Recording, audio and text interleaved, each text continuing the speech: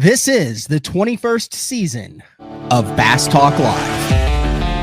BTL is presented by Bass Cat Boats, Strike King Lures, AFTCO, Pro Guide Batteries, Spro, Gamakatsu, The Bass Tank, Denali Rods, Beatdown Outdoors, and Sunline.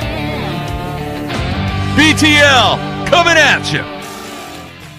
Good morning and welcome to another exciting edition of BTL Bass Talk Live, where we're going to talk about bass fishing full week. It is it's a holiday week here in the United States, 4th of July week coming up, but we got a full week of shows here. Really excited. Finally are going to get Kyle Welcher on the show after his historic win on the river, like it seems like months ago. And then also Wes Logan is going to jump on the show. Fresh off of his second Bassmaster Elite Series victory. And we'll just call it Elite Series week because we got Carl Jocumsen on the show. Had Carl on for a long time. It's been a while. Try to get him on about once a year. Always a good time talking with Carl Jocumsen. Did some really cool, it was like International Galactic World Pickup Trash Around Your Favorite Lake Day, I think is what he ended up naming it. And there were like hundreds of people all across the country. I thought he was tapping into like some thing that already existed. No, he just like started it, invented it.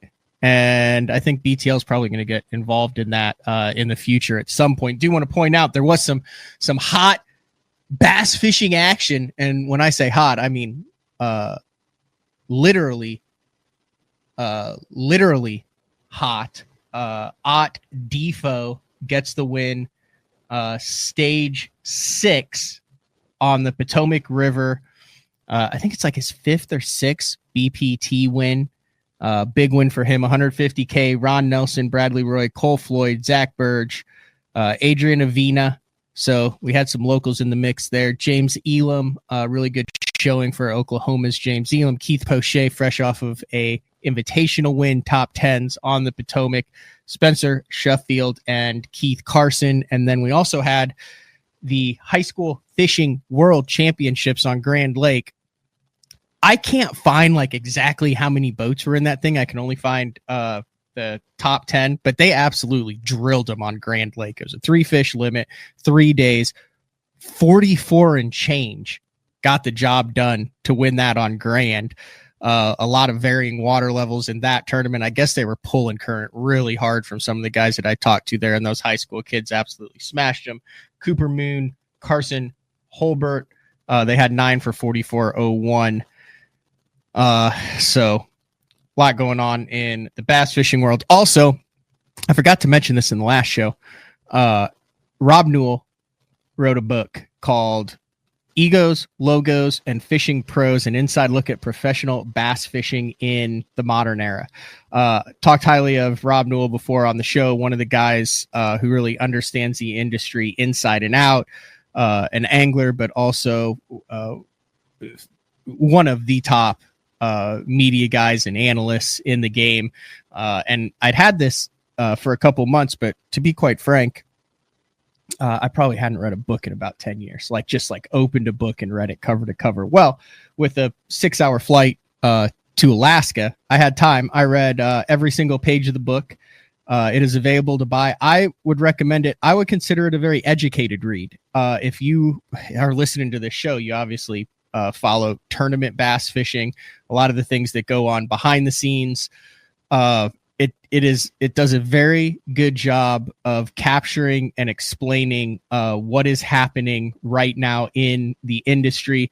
It was kind of weird reading it. You know, Rob came on the scene a little bit before I did, so he kind of understands the 90s and the early 2000s a little bit better than I did. But when I came on and started covering this in 2007, FLW was big. The team deals were big.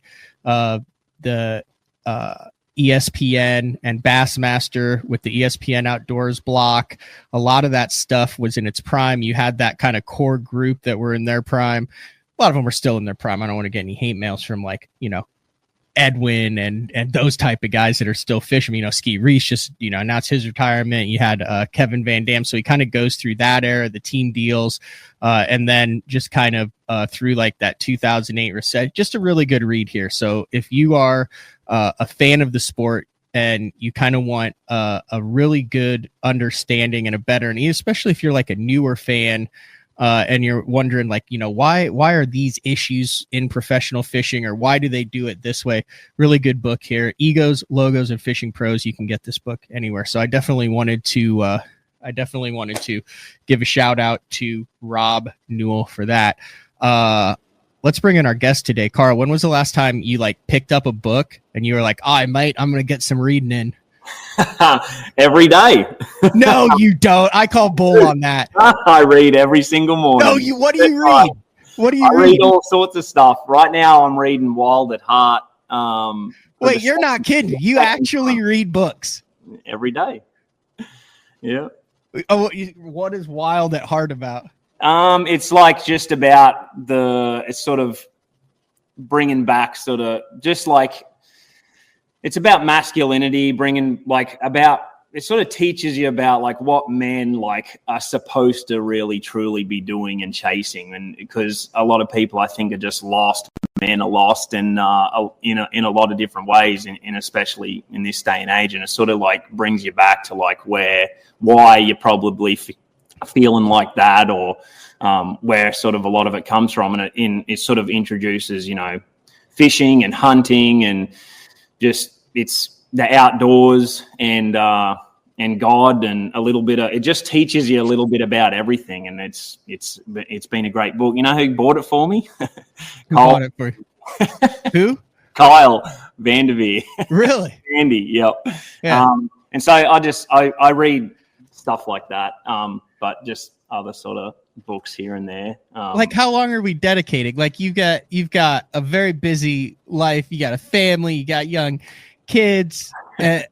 How long are you reading every morning? Like, how many pages are you chewing through? I like in the morning when I first get up, I hydrate, then I make a coffee, and then I read like 2 or 3 pages. I used to I would think to read a bit, but now like I like to read just like some of the books that I get, like it only lets you read like 2 or 3 pages. So like you can sort of lock in on whatever that was about, and then you can think about it for the day. Because if I read too much, like I just lose like whatever it just was that I read. And so, I just read a couple pages in the morning when I have my coffee, and then I do a workout, and then I start the day.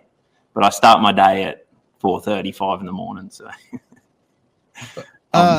so a part of your day, this keyword here, you make an intentional, and you have intent to hydrate every morning. Yes. Like that is like on your schedule, hydration. Yeah. 100%. What does that entail? Could be 2 different concoctions. One of them is just salt with lemon, and then apple cider vinegar. And so I have a big glass of that straight up in the morning. Salt, it's pretty nasty. It can be, but if you just put lemon in it, it's kind of nice. But apple cider vinegar is really good for your gut, and just rehydrates you, puts the salt and electrolytes and all of that back into your body. And then another one is like it has cayenne pepper, ginger, turmeric, lemon, and salt. I have one of those too. Did you read about that concoction? Yeah.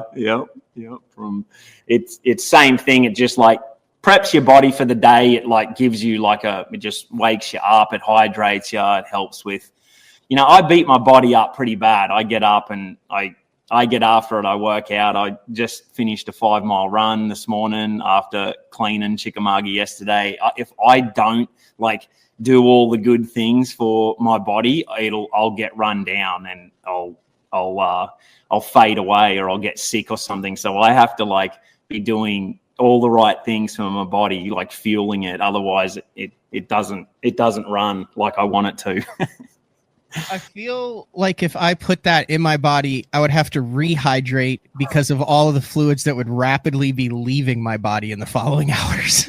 It doesn't do it like you think it would. It just gets you. Once you like get a flow and you see how it all runs. Like I do it the mornings. I'm fishing tournaments. Like I do it every single morning. Like once you get a routine, that's what I do, and then I just fire on all cylinders. And you just when you get a little bit older, like. But I've done this my whole life. I just got taught to look after your body from my uncle and auntie and a few people around me that just got me into fitness and stuff. And I'm 40, which is crazy, but I feel like I don't look or feel 40.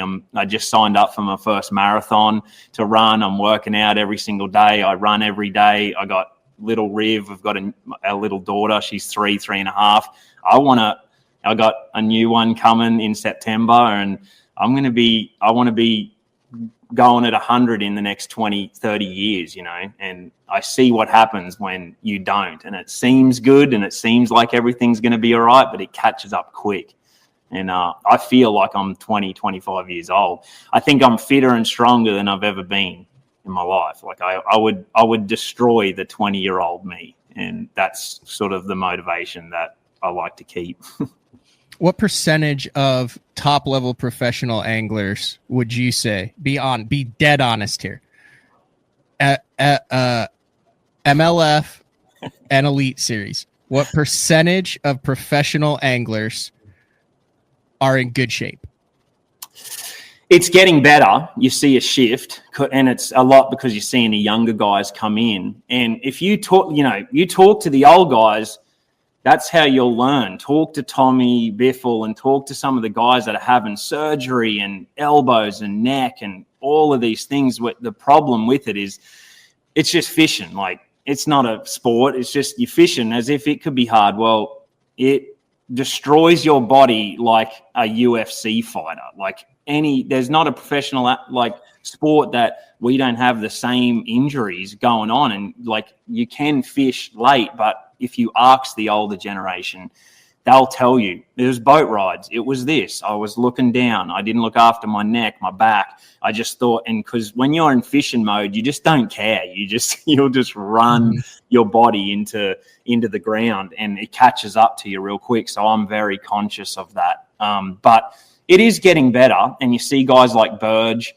like he's doing really well. But what you see a lot of guys do, Burge is one of the few that have kept really consistent. You see Justin Lucas starting to run, Brent Erler, push-ups, eating good, fueling their body, electrolytes. Like the craziest part of like all the things I've learned over the last probably 4 or 5 years is like drinking water does not hydrate you. And we all sit out there drinking bottles of water, and you come in at the end of the day and you're like, I'm so dehydrated.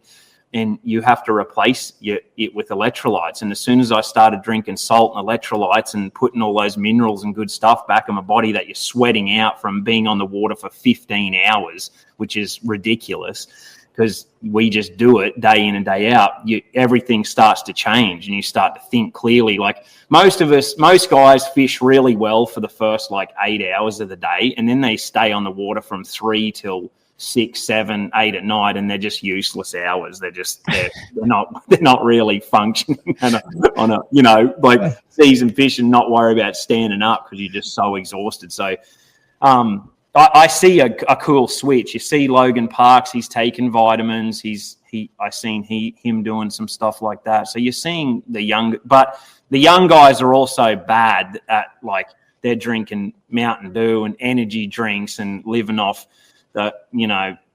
gas station food, and it catches up real quick. Your bones, your joints, your inflammation, it just hammers you, and it just seems quick and easy, but it's not the way. It's poisoning your body in every different way, and you wake up in a couple of years and you're like, holy cow, I don't know if I can keep doing this. So I'm pretty switched. It's harder work, it's tougher, it's hard to do, but you got to do it if you want to have longevity. All right, I've got one more open coming up in the middle of August on Leech Lake. I plan on winning this sucker. I don't think I've ever said that before. I'm gonna run you through a typical day on the water for me, and I want to see if I can turn this around by the middle of August, so I can have it's gonna be light for a long time then, so I can have 15 hours of production. So I don't want to see anything. I don't want to see any judgment out of you because we're just having an honest conversation here, Carl. This is for the benefit of all of us. This is helping people. So I'm kicking it off. Like if you get one Red Bull, you got to get two because they always have the buy two, get one free. So then you end up with 3 Red Bulls. I like to start off with a little fruit. So I get the like orange one, the tangerine one. And then I really like the coconut berry. So I usually get an orange and a white and then whatever the new summer flavor is, which I believe is like a mixed berry now. So that's like a good refresher middle of the day. So early morning, wake up, What's morning the shower. first thing you're putting in, like first thing that you're drinking or eating off the bat on a tournament morning? Or practice morning or anything. It's Red Bull. Yeah, tangerine Red Bull, the 12 ounce. It just like it's like when you have nothing else in your system, you can like it's just going through your veins. You can just feel it kind of soaking down into your body. It's a really great start of the morning. And then you stop in, get ice, and I like those bear claws like that come in the package, like the you know what I'm talking about, like apple fritter bear. Yeah, so I'll grab one of those. And then usually I want to make sure, I get in on the water early. So no food on the boat or whatever. I'll have, sometimes I'll grab a Gatorade, but most of the time I'll go one more Red Bull around 10 or 11. And then I know I need to drink some water when you're using the trolling motor. And you ever had it where like a couple toes get stuck up? They cramp. Yeah, you've never had that where like you go to move the trolling motor and all of a sudden like your third and fourth toes, like if you have your toes like this, there'll be 2 that just go don't and it like cramps right underneath the ball of your foot, and then you have to literally sit down and push the toes back into place and wiggle them so they move. I'm learning. And then I'll drink a couple waters then. That'll settle down. Yep. And then when I hit that unproductive, like you were talking about, that 2 or 3 p.m. unproductive, that's where you hit the mixed berry. What? You said you weren't going to be judging. I'm not. That's where you hit the mixed berry Red Bull. And by the time you get off the water, I've had 1 Bear Claw and 3 Red Bulls and like chugged 3 waters at once. Yeah. Then you hit like typically I do probably about a 30-ounce ribeye with a lot of butter, that type of stuff. 5 or 6 Coors Lights, ice cold though. Yeah. To cool that core temperature down. Yeah. And then pass out and do it again. So oh yeah, and I do go through some Zins. Because it's statistically like there's proof that enhances concentration. Yeah. If I change some of these habits now. Oh, and then I also got addicted to everything bagels, which has been a really bad issue for me. I'm going through 2 packs of bagels a week. If the judge, I can sense the judgment from Tennessee. I'm not judging. I'm ready to help you. So if I make a commitment to changing that now, by the time Leech Lake comes in August, will I be feeling like a better, more productive angler from sunrise to sunset? Yeah, 100%. 100%. The crazy part is that there's a lot of people listening right now that probably relate to exactly what you just said. That's their day. That's their, like, from kids from 16 to adults probably have a pretty similar schedule to that. And I've been there too. I've done it when it gets busy and you're just getting after it, and that's the last thing you think of. But it sort of depends how long you want to fish for, and also how long you want to live for, for how long you do that, because that is that's the pretty much the problem with American food and the value of it. It's but it's so addictive and it's easy and it's delicious, but you're basically poisoning your body straight off the bat.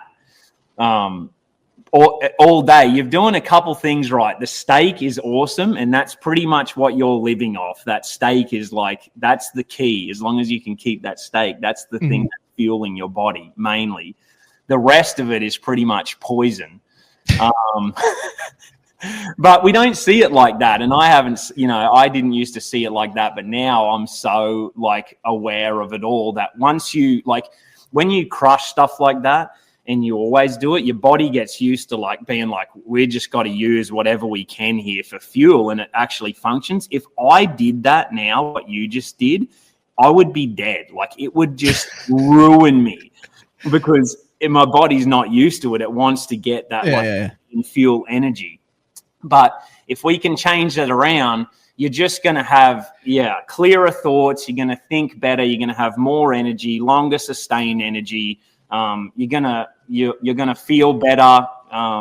That there's like a million things that are gonna happen, and the only thing you need to do is replace. The cool thing about electrolytes is it tastes good. You can get Relight and all of these good ones that have nothing bad in it. Has all good stuff, and it kind of tastes a little bit like a Gatorade. So like if you don't like just hitting water, hit that. Hit that. Is that your reminder to hydrate? Yeah, gotta go and drink. And then so there's so many different ways that you can just replace all of those things. So instead of having that, you're having Relight, you're having electrolytes, and not eating through the day is actually a kind of a good thing. You can you don't need to keep eating, nonstop throughout the day. They're the things that kind of give you a crash, but you need to hydrate. And so, getting up and just putting that stuff in your body and the honey bun and stuff, it's just killing you. It's just crushing your energy. It's short term, spikes with hard on the back end. And it's all the opposite with fishing. You need long, sustained, clean, clear energy. But if your joints hurt, if your knee hurts, if your elbow hurts, if your back hurts, if your neck hurts, it's from them Red Bulls and honey buns and all of that stuff that you're putting in. It's just inflammation. It's all that building up. It's wrecking your gut. It's just, it's insane. But when you're young, you can do it. But you can do it for a little bit, but it doesn't last. So the quicker you can change your mindset as a young angler to be like, I got to look after my body like an athlete. Same kind of thing happened in golf. Most guys just relied on, their skill of the sport. But once those young fellas came in and Tiger Woods started working on his swing and his fitness and his strength and all of that, this is a long game. Anyone can beat you, as you see. Anyone it's the cool part about fishing is it's a knowledge. It's a big time knowledge thing. But how long are you going to be in the sport? I've been doing this hard. I've been fishing every single tournament I can from all over the world, Australia and America, traveling and being a dad and doing all of these other things in between, and plus hunting and chasing elk in the mountains of Idaho. I wouldn't have got any of those opportunities if I wasn't fit and healthy. And I wouldn't be able to just keep going. And the only reason I can is I look after my body. So it's kind of a passion of mine because I see the young fellas just living off those energy drinks. And I'm like, I've been there. I know the addiction to it and it seems okay, but it catches up, just like not looking after your neck and looking down. It's going to happen with forward facing sonar, like these kids with their neck down like this and staring at the screen. You got to be ultra careful because 16 hours of doing that. I take care of my health. That's why I use beat down graph mounts with an extendable 34-inch graph mount that can bring the graph mount up, saves your neck, saves your back. It's basically, I'm watching out for my health with that. Yeah. Now we just got to get you. So now we've got to get you drinking salt and lemon water in the morning, big glass of that straight up, and then wait a first hour and a half before you have any caffeine, and then just have clean caffeine. Just have caffeine. So this is just coffee. Yeah, just have straight coffee. up. Yep. Straight up. None of the nasty creamers, none of the chocolate. Oh yeah, I've got the triple Dunkin' creamer in there. Dunkin' Donuts. You can't have that. Oh, come on. You got to have clean. Yeah, that's a good point there. So I tried the 2 packs of Marlboro Reds a day after Seth Fighter won Angler of the Year, and that rapidly went downhill. It just was not that diet was not for me. See, Seth can survive off. There's certain humans that can just thrive off a pack of cigarettes. I was trying to find a picture over here. It's not for everyone. This was probably before you were even in the game. Do you remember Mike Iaconelli? And I had a can of it. This is probably a good indicator that it might not have been that healthy. It exploded one day on the shelf. The Iked Up energy drink. I heard that. Yeah. You remember the Iked Up energy drink? Yeah. I used to have a couple cans, but they started to get a little, and then one day, and there was just Iked Up just Ike juice all over the studio. That's what happens inside of you when you drink. All right. Well, thanks for attending Carl Jocumsen's TED Talk on longevity and health. We're going to take our first break of the show. When we come back, we're going to get into something really cool I mentioned at the beginning of the show. What was it called? World Lake Cleanup Day? Yeah. Fear My Heart Worldwide Lake Cleanup. Fear My Heart Worldwide Lake Cleanup. Some really cool stuff. I've seen some people commenting on how, it's easy to do the controversial videos because there's nothing good that's happening in the sport. I actually saw that comment, and I went and I found in 3 minutes 10 good things that are happening in the sport that you can focus on. This is one of them. Yep. So we're going to take our first break to show some new commercials too for your viewing pleasure. It's BTL on a Monday with Carl Jocumsen. We will be back right after this. The new Puma STS has been redesigned from the ground up. With the angler, design, function, and performance in mind, nothing on this new offering was compromised, and the only thing carried over from the previous version is the name. Based on the Soft Touch series hull that started with the flagship Jaguar, this new model is nimble and performs incredibly well at all speeds with either a 250 or 300 horsepower engine. Featuring a new 96-inch wide-body footprint, this hull measures out at 20 foot 7 inches in length. Industry-leading design coupled with tournament-winning performance. The Puma STS from Basscat. Feel the rush.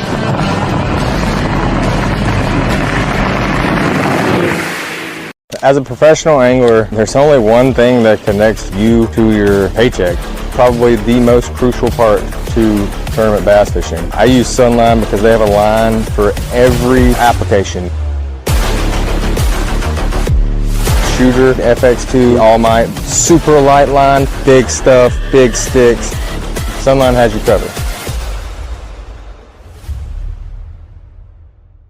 Sharp as can be. Super strong, super durable. Really good penetration. Thinner and stronger. Catch fish after fish.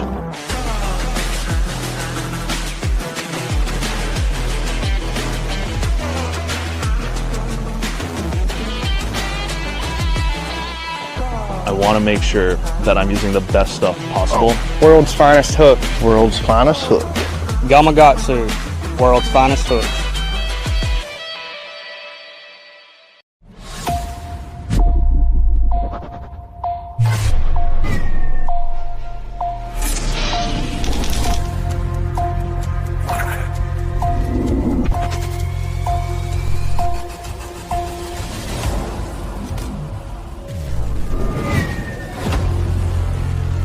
Everything you need, one legendary brand.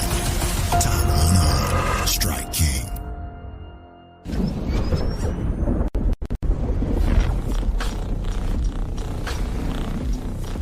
Gear that just plain works. Cast after cast after cast.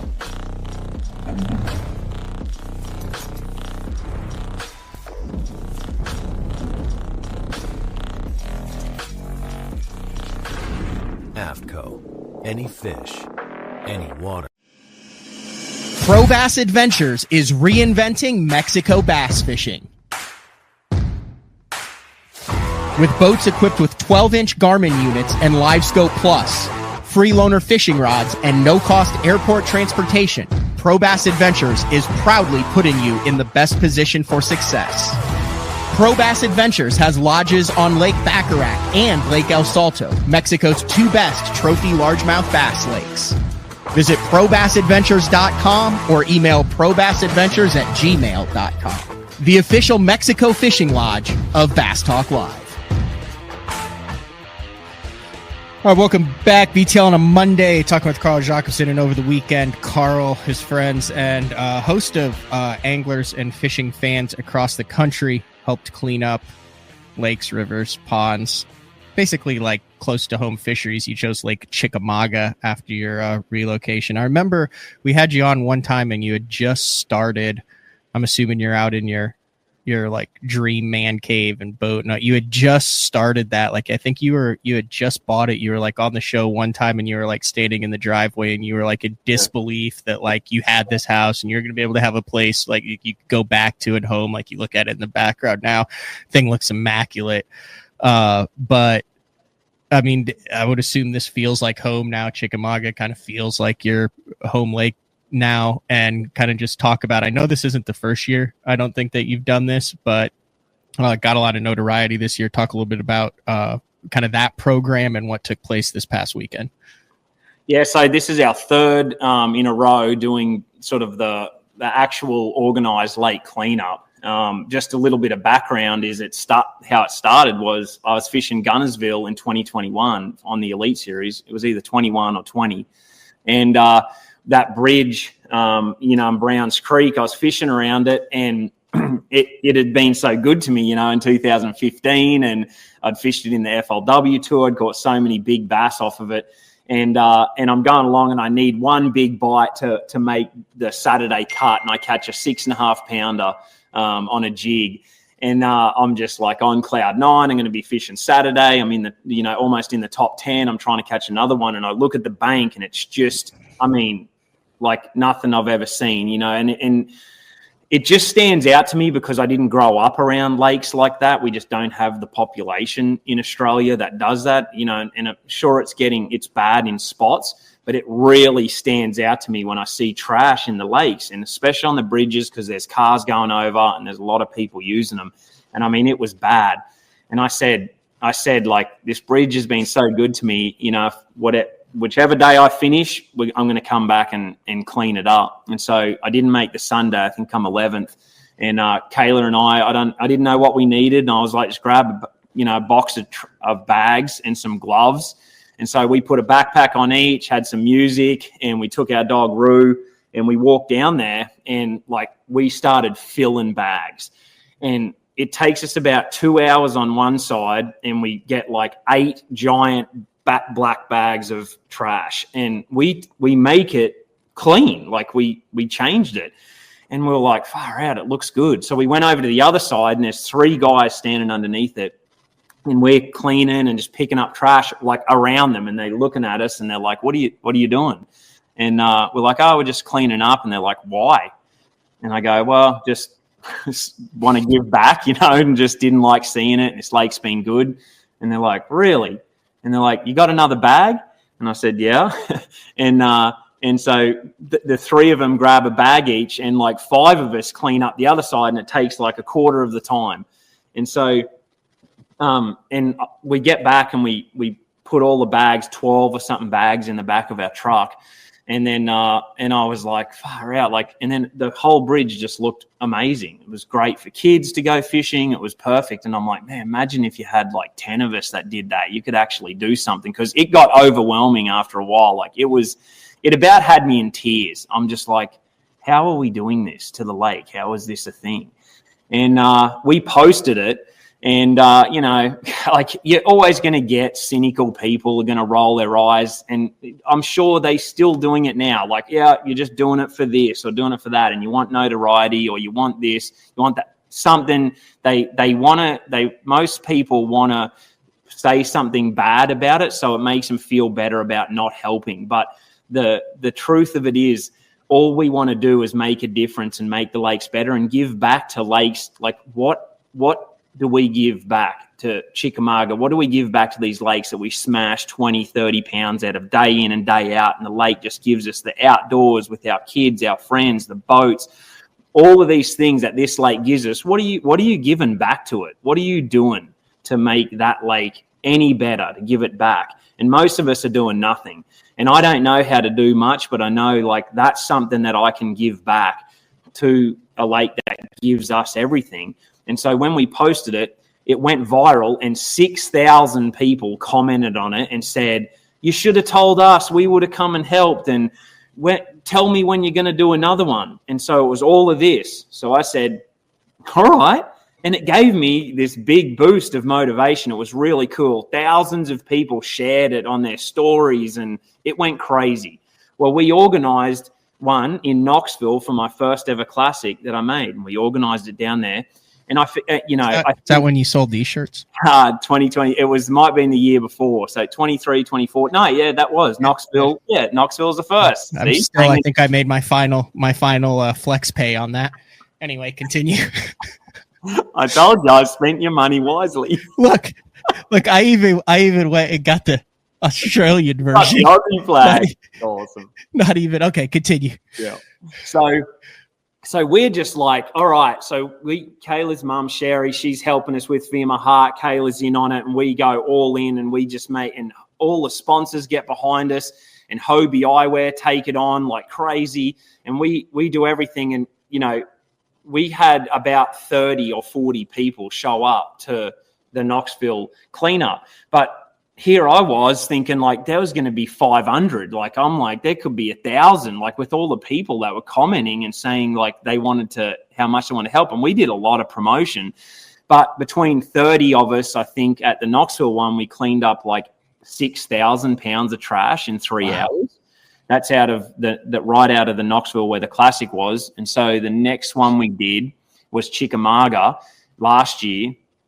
And same thing, got down there and, everyone got behind it and supported it. And it rained and thunder, lightning. It's just storming. There's lightning hitting everywhere. And we got these tents set up and like the sponsor stuff's getting wet and it's just pouring. And I look at Sherry, Kayla's mom, and I'm like, what do you got to do? Like, we're trying to do something good. And she looked at me and said, if you want your mantra to be Fear My Heart, you better not let this better not let this like get you down. And I was like, yeah, that's true. And so I'd sort of pick my spirits back up. And next minute, here come the trucks driving in the rain, lightning. And we got 75 people last year and we cleaned up 15,000 pounds of trash in 3 hours out of Chickamauga. And so, the same kind of thing happened last year where a lot of people were like, hey, like, how do we get involved? We don't live there and we live hours away or live all around the world. And so I just came up with the idea. I was like, man, what if we make it like we still have our same one, but we make it a social media cleanup and we motivate people to clean up their own lake. And that's kind of how it got born. And so we started promoting it that way and just trying to get people involved. And we set a pretty high goal of getting 100 lakes cleaned up in one day all around the world. And we end up getting to 70. And so, wow. Over the weekend, 70 lakes and 9 different countries got cleaned up. All because of what you started with that. Yep. And then you guys did it on Chickamauga. Yep. So we did on this Chickamauga, year, and we had about the same amount of people, about 75 showed up. We just got to do a little bit better job at getting locals to. That's keep Tennessee River beautiful. We have and Tennessee Bass Nation, those 2 boats. They have these big pontoon boats. Yeah, mm-hmm. That crew there. Go back to the other one there. That's one of them on the left, and Jim. But this crew on the left. And the Bass Nation crew, they are just savages. Like, that's what they do for basically a living. They have these boats and, like, guys are walking around the edge, cleaning up a little bit here and there. And then these girls it's mainly a girl crew, and they're just in the water up to their waist, dragging fuel. Look at that. Like, that girl there, she was in the water, like, just mud, just dragging tires and fuel tanks and rusty tanks. And that's our friend Jim. They drove down from Detroit to come and help us. Holy smoke! Yep.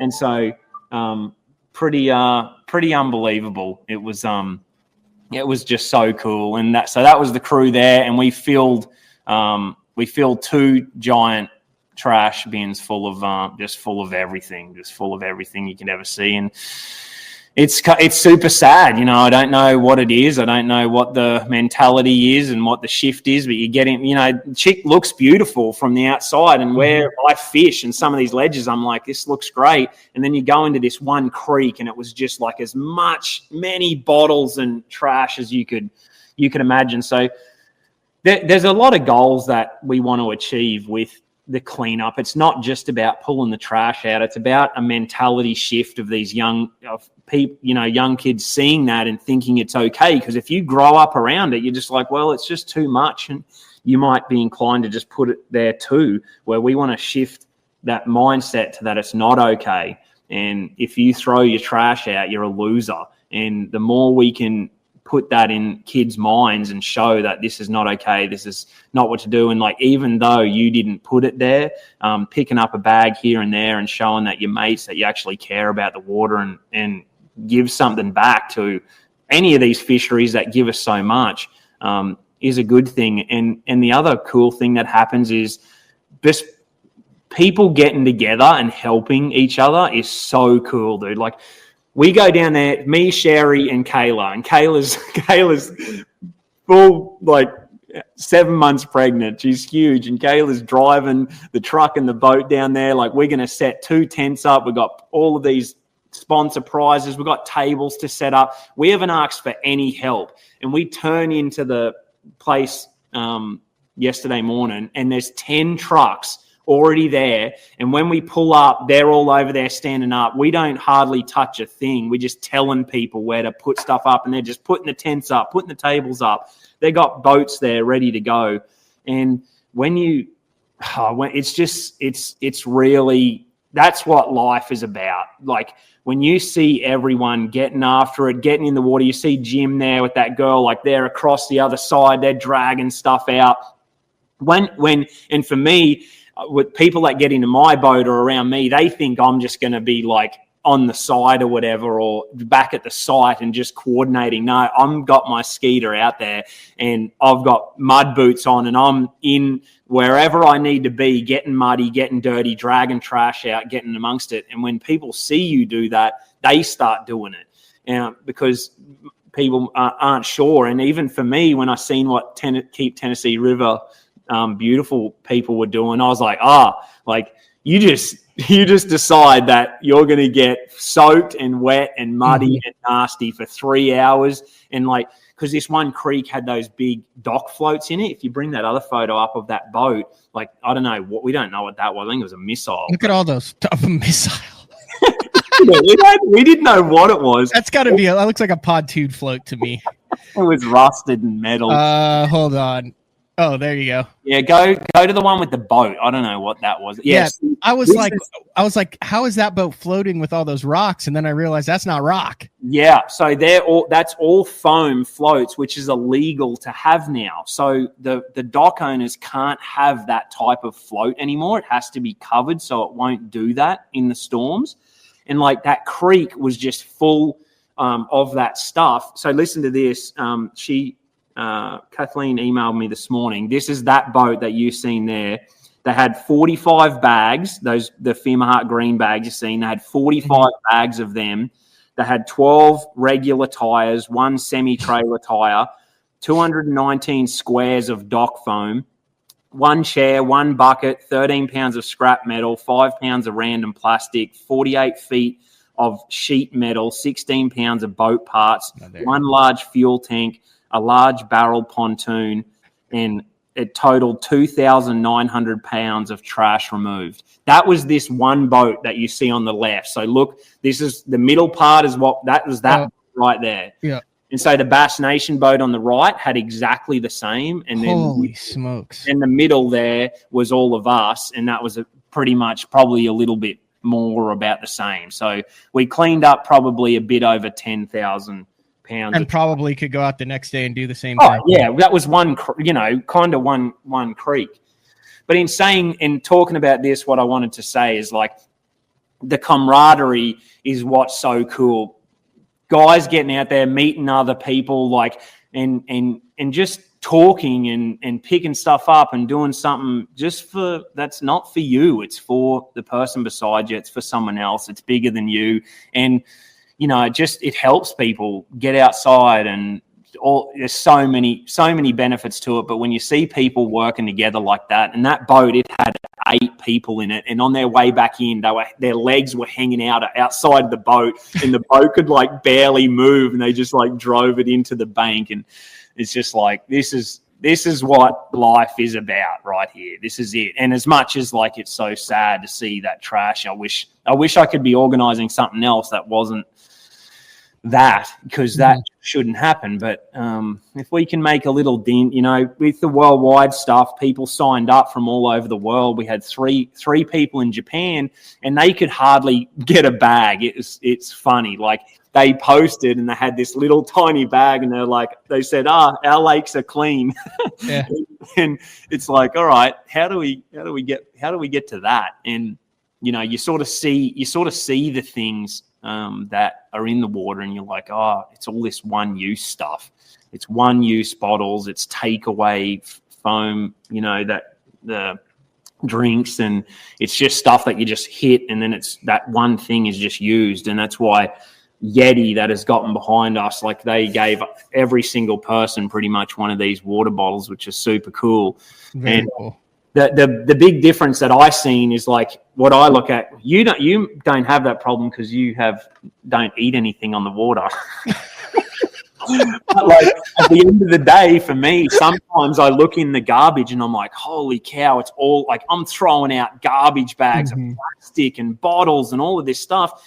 And so a lot of it was the plastic bottles. So I'm like, all right, we have a refill tub, and then I fill a gallon Yeti, and then I put my electrolytes in this. And so I have electrolyte drink, and then I have the gallon hard cooler, keeps my water cool. I make sure I drink that. And then I get back in, and then you use reusable Tupperware for your sandwich or your food or whatever you're having. And now you're like, oh, I didn't throw anything out. It's crazy mentality shift that you can be like, oh, just a little bit of shift, and I just didn't throw anything in the bin. Or now I got a little bit lazy and I just went like, I just got to get food and go. And now I'm filling up a shopping bag of trash that I put in the bin at the gas station or whatever at the end of the day. And so you can start to see those little things, I think, help sort of the needle as well, like just getting away from that one use. What creek were you in? We put in at Holly Circle, so the Soddy Creek. But everyone spread out, and they cleaned, like, I think we cleaned 4 different boat ramps. There was boats, like, I was running up to this creek, and I'm like, oh, there's a boat in there. I don't want to disturb them. And then I seen a little green garbage bag on the back of this skeeter, and like I ran in there, and it's like a guy with his wife and his kid, and he had the FEMA heart bags, and he's like, yeah, we're getting here, getting after it. And we all jumped in. I got to meet him. He's like, man, I've always wanted to meet you. Appreciate what you do. Moved here in 19. I hate the trash. I want to help clean up. I'd never even met him, never seen him before, and he's out there in his bass boat helping. It's super cool. Is it true that Greg Hackney tried to get the event canceled because he was upset that you were, quote, cleaning up his trash mats that he wanted to punch?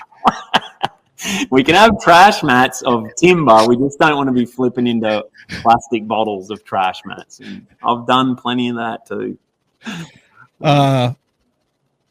You good to talk a little bit about fishing then? Yeah. Okay, we're gonna take our final break of the show, and we come back. I want to touch on a little bit of fishing. You got a lot to fish for. Yeah, a couple events of the 2025 season. So we're talking with Elite Series Pro Carl Jocumsen. We'll be back right after this. Beatdown is efficient, rock solid, 100% American made. This thing is super tough. I mean, this thing is not going anywhere. I've ran the Beatdown double stack from Florida all the way up to New York. And the one thing that I know is when I get to my fishing destination, I never have to worry about issues with my graph mount. Your options are endless with these mounts, but they're steady, they're solid. These are the most reliable mounts on the market, and you can't go wrong with the Beatdown.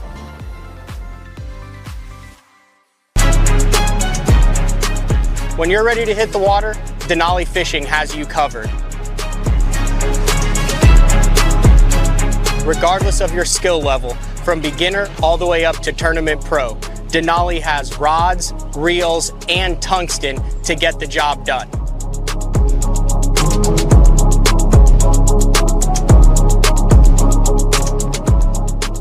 Check them out at denalifishing.com. Your early morning mentality is your every hour mentality. All gas, no brakes.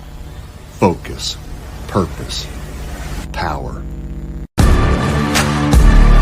Destined for the water, but confident everywhere else. A calming buzz before the storm, the truth of nature itself. You can't catch lightning in a bottle. There's a limit out there, but it's not with your gear. Unrelenting power delivery. Unparalleled weight savings. Keeping you on the water, whether you run a 9.9 or outscoping your best 5. In this rare air, there's power in the silence. It's a mindset, thinking only of the things that matter and freeing your mind from the things that you trust.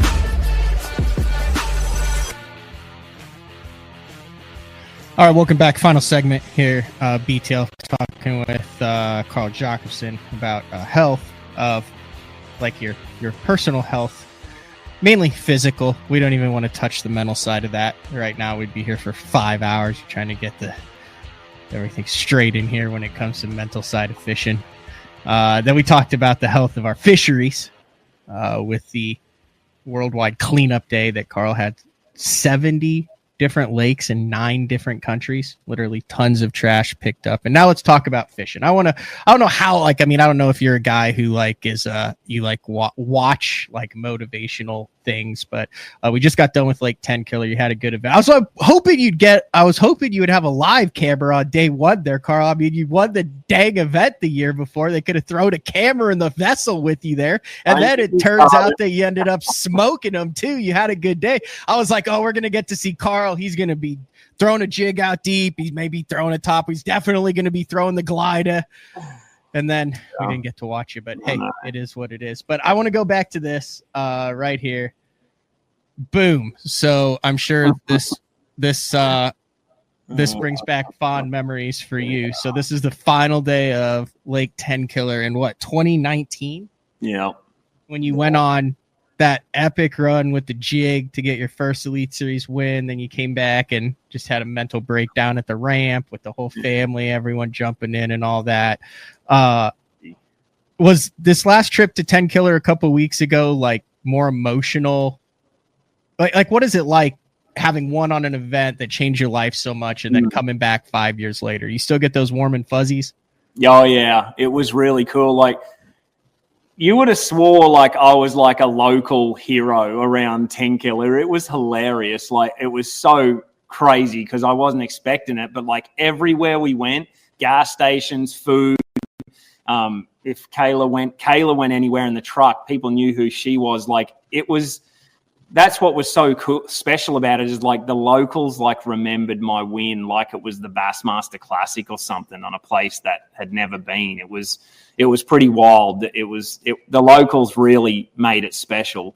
And just driving around and just seeing it, it was just like, man, that was like a moment in our lives that changed everything. It just turned everything around, like from a lifelong, dream of something that you almost seemed impossible. And man, if I just quit one time before that, which I could have many times, like just think that wouldn't have happened. And man, it's so inspiring to me to watch that and me like, oh, I'm so glad I didn't quit, because, that win is just different to other wins. It's just because like there's just so much that went into it. And I don't know what it was about it. I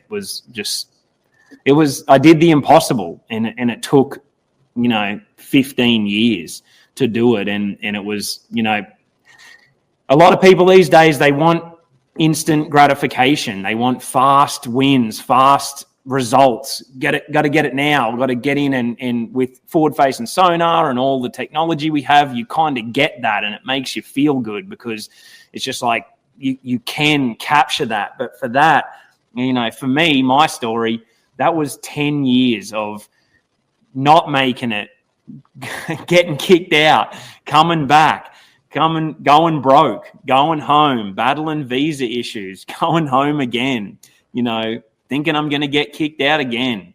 And then that's over, that was over 10 years of that's just 10 years just here. I was thinking about it for 10 years before that, thinking about that win, thinking about being there for 20 years and not being able to do it.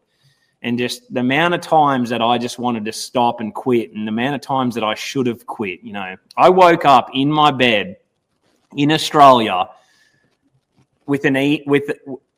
and clicking on the website in 2016 saying Elite Series field set for 2017, and my name wasn't on it.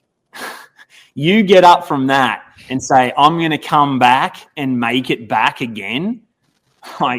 There's some deep down struggles that you had to put to the side and say, I'm going to go again. And so people that have a little, I like seeing struggle and battles, and someone that goes through adversity and sacrifices and just keeps coming. I don't like the quick wins. I don't think it's good for us. I just think life's long and you need to be able to sustain a lot of it. And if you get everything, up front, because what I talk about a lot is I'm so grateful for all of that now. But back then I was like, why is this happening to me? Everyone's winning around me and it seems like it, and everyone's just crushing it and I'm doing everything I can and I'm working my butt off and it's just not happening. But, it's easy to have faith when things are good, when life's good and you got money and you're winning and you can have all the faith in the world. Have faith when everything is not going your way. It's all opposite. And you're getting red lights at every turn that you take and everyone around you is getting a green light. And if you can have faith in that scenario and keep it and keep it and keep it year after year after year, you're going to get it. You're going to get what you want. But, you really, that showed that you can't fail if you actually really, truly try as hard as you can. Mm-hmm. If you quit, you didn't want it. I mean, that's what I've been telling all the listeners here. I can't tell you how many opens I could have won. And I just said, you know what? It's not good that I went and opened this early. So I just... You threw in the towel. Yeah, just kind of threw in the towel there and just kind of let someone else get their day. And I'll just grind for another 6 or 7 years. No, it doesn't mean you can't try as hard as you can. You got to give it everything you got every time. And, if you do get early success, you just got to hope that you have good morals and good backing and support and good mentors, whether that's your parents or people around you, because you can have great success. And you see some of these young guys, they are very humble and they're great. So I like seeing that you can have early success and keep crushing it as long as you keep your head on and you realize how basically, have that gratitude for that you getting to do what you've done, and that you have, whatever it is, staying humble through success early is very tough. So you see it a lot where it doesn't do well, but if they have the good upbringing, they have the right people around them, to sort of keep the head on straight, it's fine as well to have that early success. But what's going to happen is it's not always going to be like that. You're not going to just keep winning and keep having success for the rest of your life. So how are you going to handle things when the storm comes? Because storms are going to come into our lives day in and, it's coming. And so you got to sort of have your foundations built out of brick, concrete, because if they're not built to that, it's going to blow over when things tighten up, gets a little bit tough. That's what I like. It's sort of forged me hey, yeah, all right. Yeah, just even little things happen with this cleanup and stuff, and I just handle them better. It's just the garbage disposal, big bins supposed to be dropped off for our cleanup, and they have to be there because we're going to have 10,000 pounds of trash in this bird sanctuary. And we go down there and it's done. Like, we've done everything we can. They're going to be there. It's Saturday afternoon and we drive down there and they're not there.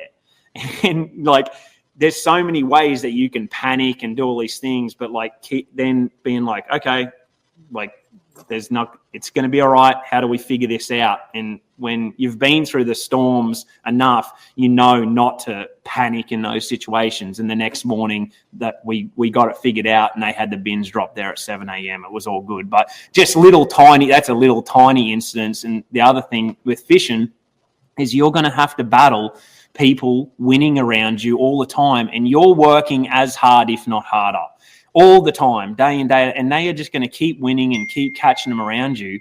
And it's a tough sport to be able to deal with that. And you've got to have a strong mentality to be able to like say, no, my turn's coming. I'm doing the right things. I just got to stay on the course.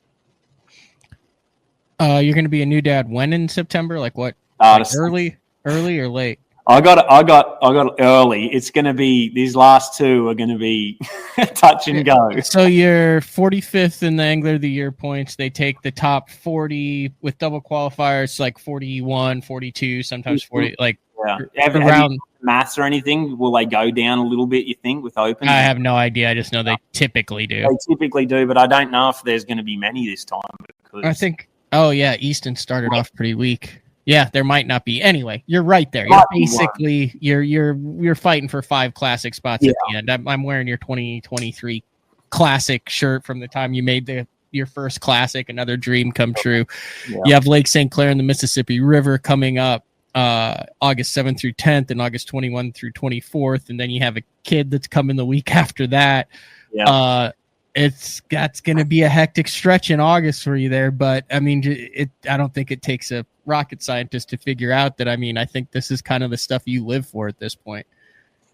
Yeah, and behind the scenes, there's we're next week I'm driving to Idaho tomorrow, and then we're getting set up because we're going to have our baby up in Idaho around Kayla's family, so we've got a little bit of help there, and then I'm flying to. We got invited to do a like one of those archery shoots, tack shoots with Yeti in Colorado. So if me and Brandon are flying there, fly back, then fly to ICAST for 4 days, fly back, then drive to Sinclair. And then when I get to Sinclair, I got to park my truck and boat and I got to fly to Nashville and do my interview to become a US citizen. So that's kind of cool. Whoa. You can't breeze over that. I mean, this is a decade plus in the making.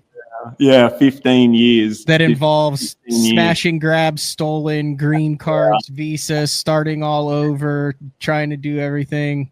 Like in everything that has been hard in the US, this is like one of the hardest. Like even I felt like if you married a US person, they're just like, hey, congratulations, here's your. No.